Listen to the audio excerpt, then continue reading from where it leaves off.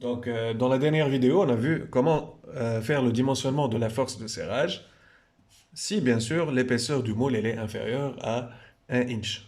Ça, bien sûr, je parle de la méthode qu'on a adoptée dans notre cours pour faire le dimensionnement. Maintenant, si l'épaisseur du moule elle est supérieure à 1 inch, qu'est-ce qu'on fait?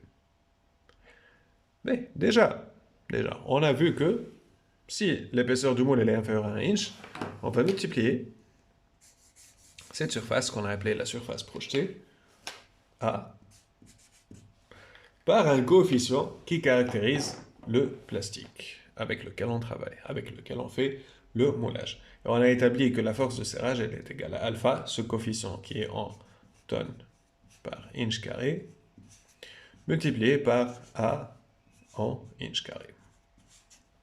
Ça, c'est le dimensionnement normal, si l'épaisseur du moule elle est inférieure à 1 inch. Et bien sûr, on a ajouté un coefficient de sécurité de 10%. Ce coefficient, on le rajoute à la fin. Après avoir estimé et calculé la force de serrage, on tient compte de ce coefficient à la fin, en dernière étape. C'est pour ça que dans notre approche de dimensionnement de la force de serrage, si l'épaisseur est supérieure à 1 inch, pareillement, on va prendre en compte ces 10%, ce coefficient de sécurité de 10%, à la fin, pas maintenant. Ouais. Tawa. Voyons bien qu'est-ce qui se passe si l'épaisseur du moule est supérieure à 1 inch. Pour chaque inch,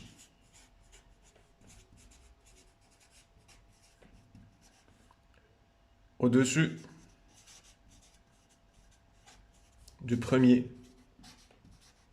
inch, on ajoute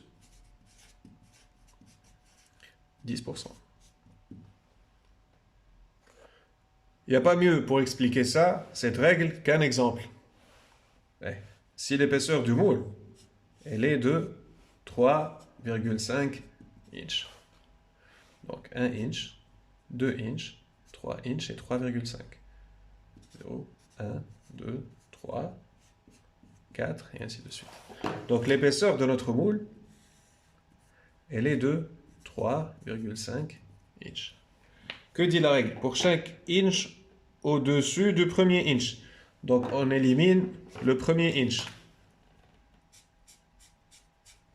Pour chaque inch au-dessus. Donc j'ai 1 inch, 2 inch et ce 0,5. Est-ce qu'on le prend en considération ou pas? Ce 0,5, oui, on le prend en considération. Donc ici j'ai 1, 2, et on a commencé le troisième inch. Donc on va le prendre en considération. Et 3. Bien que ce troisième inch, il correspond à 0,5 inch, on va quand même le prendre en considération comme étant 10%, pas 5%. Et de ce fait, dans ce cas, je vais avoir la force de serrage est égale à alpha fois A fois combien?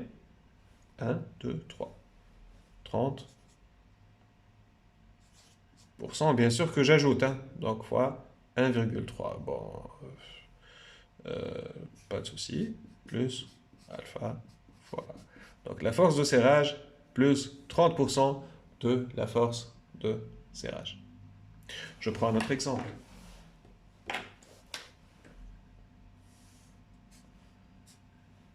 1,5 inch, 1,3 inch. 1,3 inch. Dans le cas où l'épaisseur du moule elle est égale à 1,3 inch. Ça, c'est 1 inch. Ça, c'est 0,3 inch. Bon. Pour mieux illustrer, hein, voilà. Ça, c'est 2 inch. 0, 2 inch, et ainsi de suite. Donc, j'applique la règle pour chaque inch au-dessus du premier. Ça, c'est le premier. On oublie ça. Donc, ici, il me reste 0,3 inch. Donc, est-ce que je vais considérer ça comme un inch ou pas? Oui. Bon, moi, comme un inch, je vais le considérer pour la comptabilisation du 10%. Voilà. Donc, la force de serrage, dans ce cas, sera égale à alpha fois A plus 10% fois alpha fois A. Après avoir calculé la force de serrage en tenant compte de l'épaisseur du moule, c'est à ce moment-là que je vais considérer le coefficient de sécurité. Dans ce cas, dans le premier cas, ce sont deux cas différents, hein. Dans le premier cas, la force de serrage, comme on l'a trouvé ainsi, la force de serrage finale, elle sera égale à 1,1 fois la force de serrage, le coefficient de 10%. Coefficient de sécurité de 10%. Ça, j'ai expliqué dans la vidéo de tout à l'heure, hein. Inutile de l'expliquer. Dans le deuxième cas, la force de serrage finale, elle sera égale, pareillement, 1,1. Le coefficient de sécurité, il est toujours de 10%, fois la force de serrage. Coefficient sécurité de 10%.